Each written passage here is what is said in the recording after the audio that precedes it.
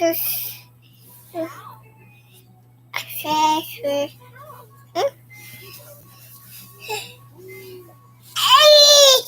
Papa, look.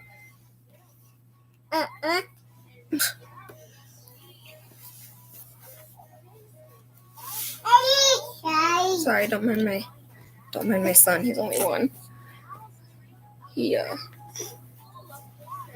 got him a tablet yesterday, and so yeah.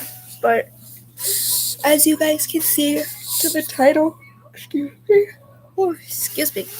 As you guys can see to the title, this live stream is gonna be a little bit more about my second pregnancy, because that one was really hard for me. I had to go through a lot with that one. He's 4 months now, but when I found out that I was pregnant with him, my son, my son before him, my second one, he was 6 months or 7 months, and then I had a doctor's appointment set up to go and see my doctor so she can confirm it. But the pregnancy test that I took said I was, so I was like, finally, after 5 pregnancy tests, I had missed my period. I was like 16 days late at this point. And so I was like, okay, well, I'm 16 days late. Something's up. My body felt off and stuff like that. It just, nothing felt right. So I was taking these pregnancy tests left and right, and 5 of them came out negative. My very last one came out positive. So I was like, okay, I'm not crazy. I went to everybody in my house and was asking them if my eyes were playing tricks on me or something. And they weren't. They were like, no, it's positive. And so I ran upstairs and I told my fiance, I was like, babe, I'm pregnant again. And he's like, oh, goody. He wasn't too excited about it, but I mean, we weren't expecting to get pregnant again, but we did. And so because I had gotten pregnant again, I went in and I went to see my doctor, and at this point I was already like 7-8 weeks, and I went in and they, my doctor did her thing, checked me and everything, made sure that I was pregnant. It had me do their pregnancy test.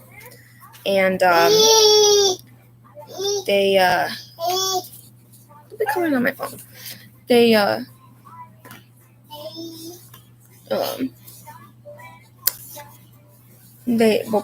told me, because I have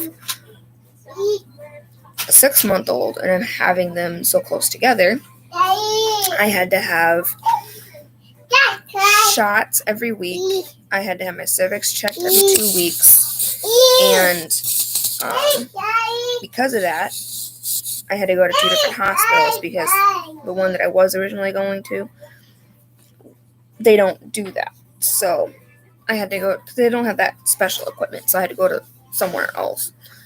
And so I was like, well, I had asked them, okay, so where I live in Wisconsin. So I have a hospital. I go to a Mercy Health Hospital out here. And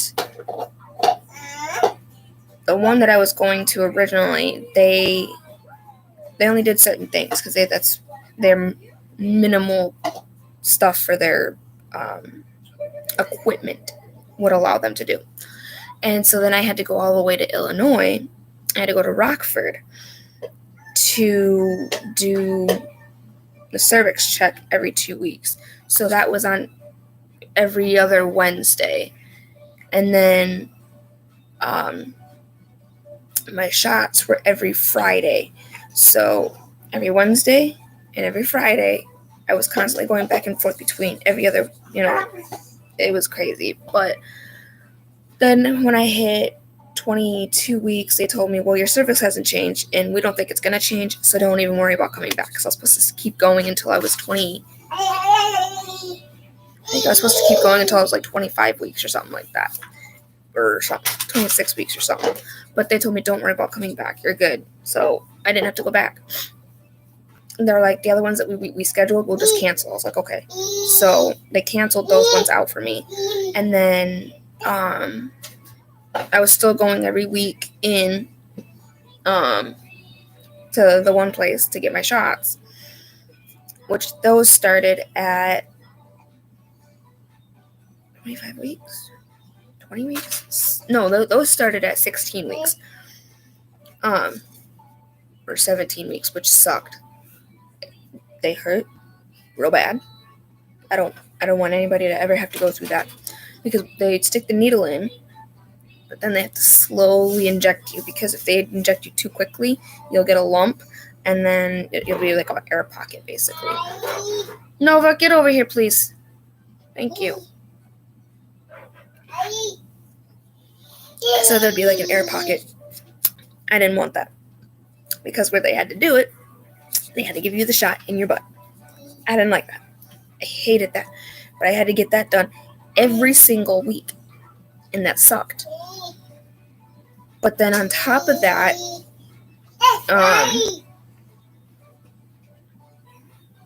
I also had, I found out at like 25 weeks or something like that I was,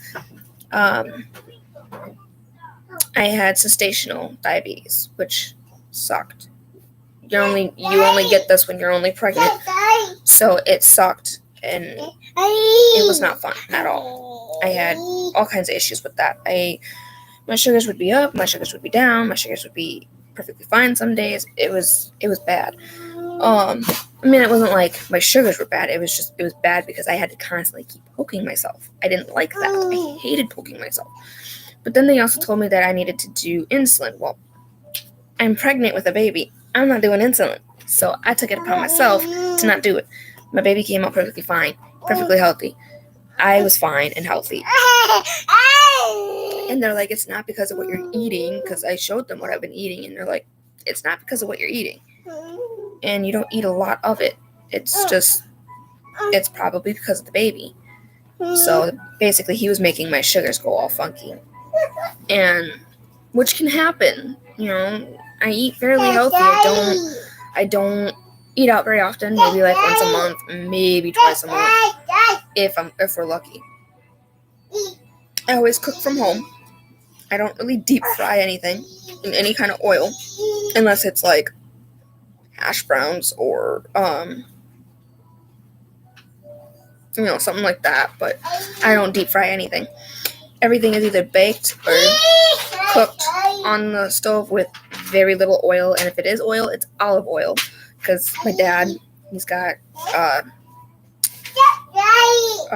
heart failure, so he can only eat certain things and stuff like that. So, and I'm the one that buys the food for the house, so I always buy fruits and vegetables and stuff like that to keep us all healthy. So I don't eat junk food very often. I'll get chips and stuff, and I'll get cookies and stuff like that, candy, but I don't eat that stuff all the time. The only time I ever eat it is when I really want it. That's about it. But my whole pregnancy with him was pretty good. It was difficult because I actually went further along with him than I did with my first one. My first one, I had him at 36 weeks and 2 days. And with him, I had him at 37 weeks and 6 days. Nova, are you coloring? What are you doing? Are you coloring? Okay, then color.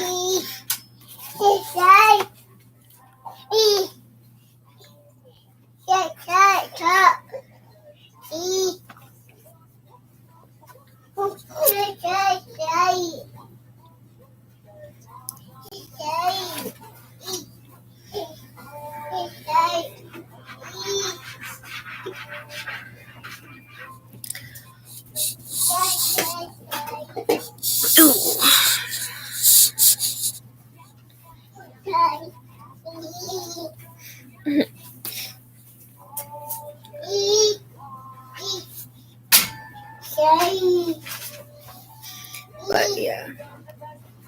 So my pregnancy was, I mean, it wasn't bad, but I mean it was kind of hard because towards the end at 36 weeks I was starting to have some contractions and stuff like that. They were Braxton Hicks, but man, every time I would have them, they would be almost like real contractions. I mean, it was real bad. And then they even told me, they're like, yeah, you're having some, but they're not close together.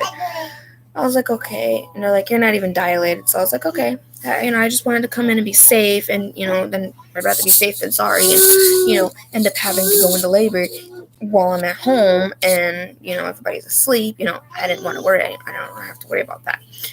And they're like, no, you're fine. They kept me for a few more, for another 10, 15 minutes. Then they sent me home. And then I ended up having to go back in. I think it was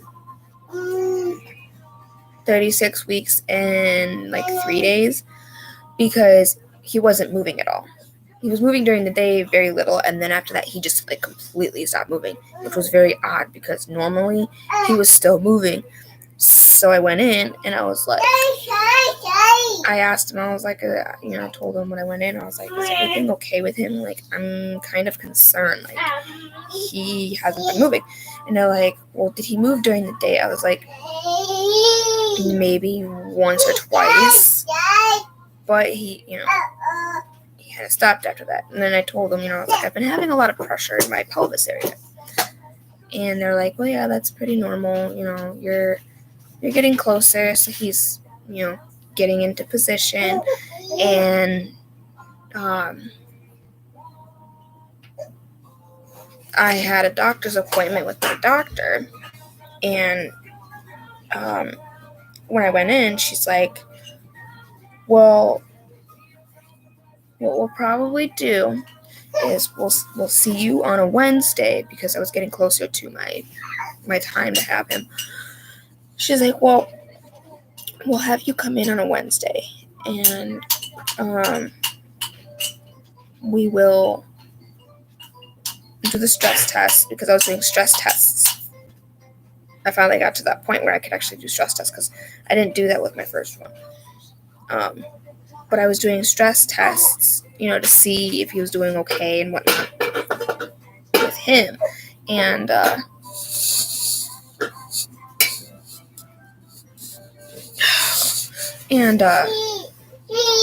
so because, I was doing stress tests and everything, they told me, well, the doctor told me, she's like, well, we'll do a stress test on you on a Wednesday. And because I was going to be 38 weeks. And then she's like, then what we'll do is we will go ahead and we'll probably take you upstairs and get you induced so you can have the baby. I'm like, okay. And my plan was to have epidural, have pain pain something, and, to help with the pain. Because with my first one I did, and I was okay with it. Well, my son had other plans. He decided to come at 37 weeks and 6 days. I woke up one morning. It was like 8 or 8:30 in the morning. And my son was in his crib. He woke up, so I was like, okay, well, I'll go to the bathroom. I went to the bathroom, grabbed him, changed his diaper, and laid down in bed with him. Well, I started having like this like sharp shooting pain, like through my back and into, around into my stomach.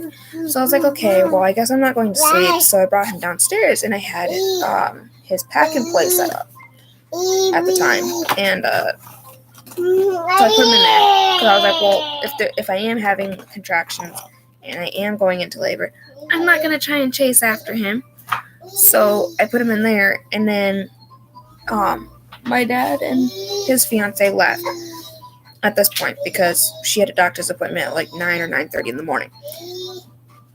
And my contractions started to pick up. I didn't even know my water even slightly broke. I didn't even know any of that.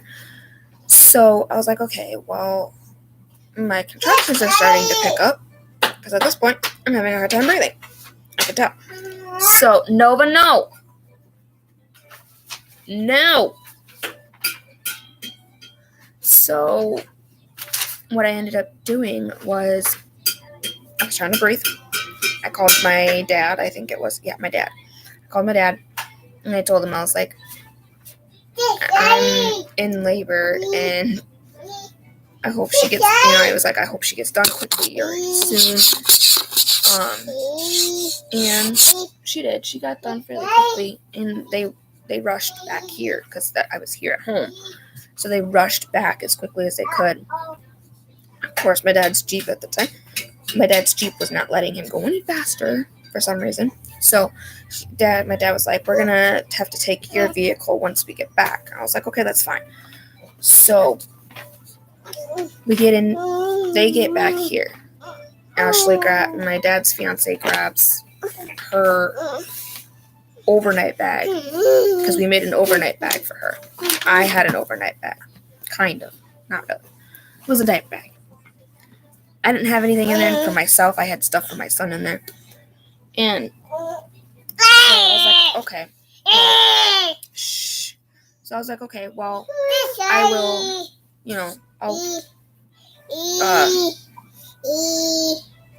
I will, here, baby. I will, go there and see what happens. Well, what ended up happening was I get there. It's already, we get there about 10:30.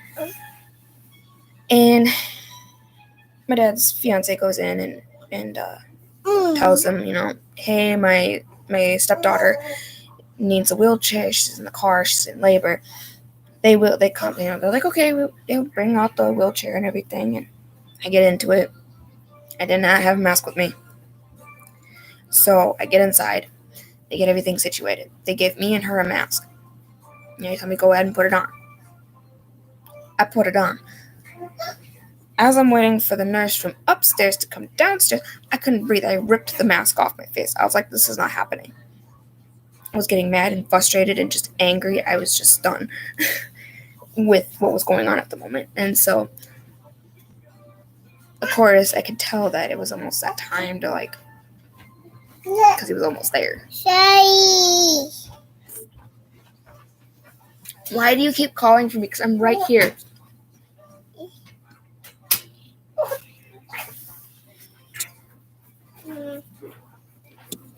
What? Nothing. I'm live streaming on YouTube. YouTube? Mm-hmm.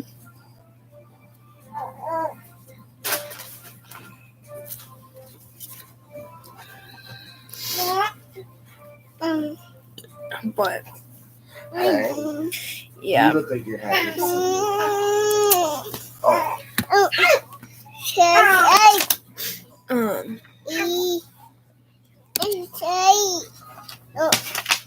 But yeah, so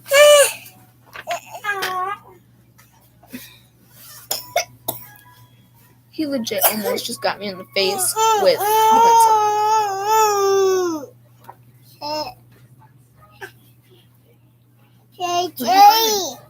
No. Not right now. Not right now. What do you mean not right now?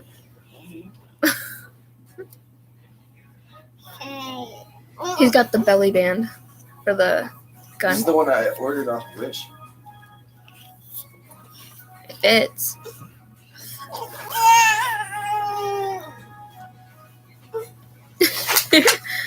I couldn't find a holster that I had for my G2 because I know that would fit it. Yeah. But Say. But yeah, so when I got there and I'm waiting in that area, at this point, I'm screaming because it was getting close. So we get upstairs and everything. They asked me if I want skin on skin. I said yes. And so they immediately, as soon as I got up out of the wheelchair, they stripped me in 2 seconds. I had no clothes on. They gave me, they put the gown over my arms, and they didn't even tie it up or anything. They just put it on my arms and laid me down on the bed. Get on the bed and everything. And they're like, okay. They warned me. They're like, we're going to check you to see how far dilated you are. The nurse sticks her hand, and she's like, nurse sticks her hand in there, down there, and she's like, okay, baby's coming now. You're not having any kind of pain medication. No epidural, no nothing. So I was like, oh, great. So I'm doing this all natural. I'm freaking out a little bit. I've never had an all natural birth. So here I am, laying on the bed. My dad's fiance is right next to me. And they asked me to grab my, they told me, they're like, what, because this is your first time doing it natural, you have to grab your legs and then push. I was like, I don't want to do that, but okay. So I did what they told me to do. And it took about 3 pushes and he was out, but it was a really quick birth. It did not last long, thankfully. But once he was here, and that was at he was finally born at 10:44 in the morning. So I had the rest of the day to do whatever, relax, spend time with him, get to figure out, everything all over again with a newborn. Hey, I had an email from my IPSI. I'm going to check what that one was. But, yeah. So, with that being said, of course, what do you want to do after you have a baby? You want to eat. So that's exactly what I did. I ended up eating. And then, after I ordered food, that night, we had my dad drop off because we were able to have him, because I had him during the damn pandemic. Me and whoever I had in my room with me were not allowed to leave my room. So if they smoked or whatever, they weren't allowed to leave, which sucked. So I ended up having my dad's fiance with me because she doesn't smoke. My dad does and my fiance does, and I didn't want to do that to either one of them. So I asked her if she would be in the room with me when I had him, and she's like, yeah, that's fine, I'll be in the room. So she got to be in there with me, but because neither one of us could leave the room to go and get whatever from downstairs or whatever, they were like, well, if you want, you could have someone go and pick up food for you and just drop it off at the emergency room desk, and they'll call us up here and we'll bring it up to you guys, as long as you guys let us know. So we told them it was I don't know, 6, 7 o'clock at night or 8 o'clock at night or something like that. And we're like, just to let you guys know, we have some food coming. And I told them, I was like, my dad's dropping it off. And so they're like, oh, okay, no problem. And as soon as it got dropped off, they brought it up. As soon as they got a phone call from downstairs saying that it was there. And so then we got our food and we ate.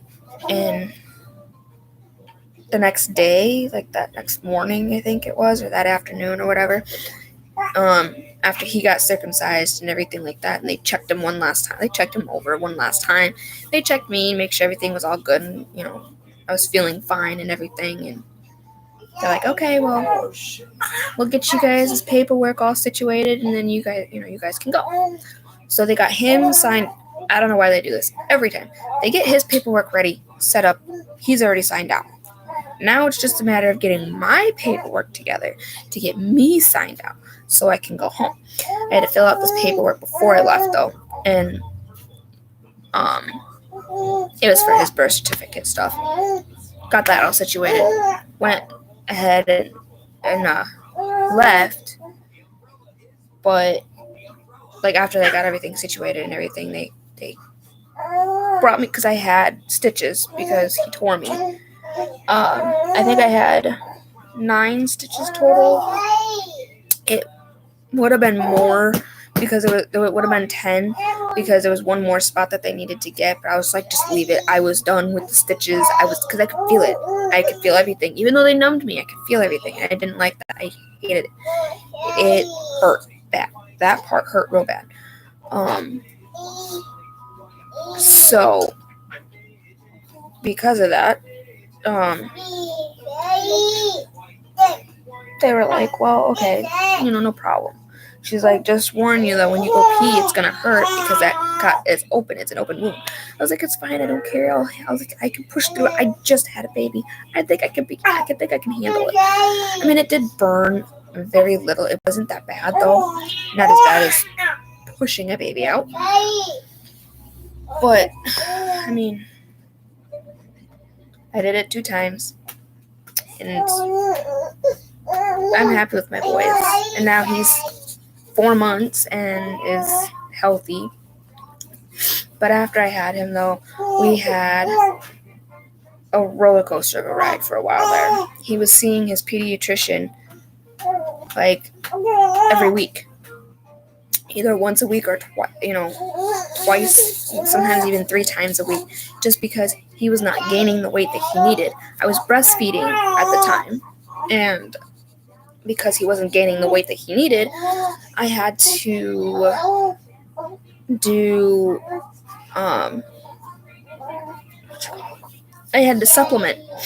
So I'm not only just breastfeeding, but I'm also supplementing with formula. So I would breastfeed first and then do formula. Well, then that wasn't working, so the doctor had me switch it around where I fed him the bottle first. I fed him at least 3 ounces. Then he ate the rest off of me with the breast milk. And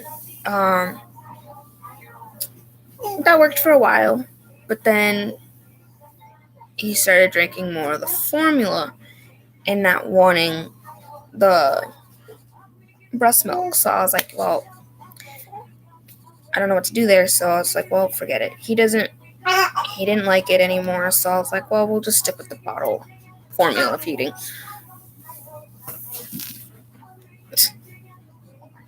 So that's what we ended up doing. I mean, he's still a happy and healthy baby. So that's what matters. Is that he's a healthy and happy baby. No.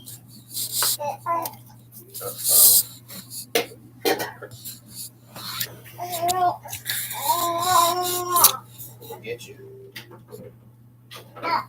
Go get him.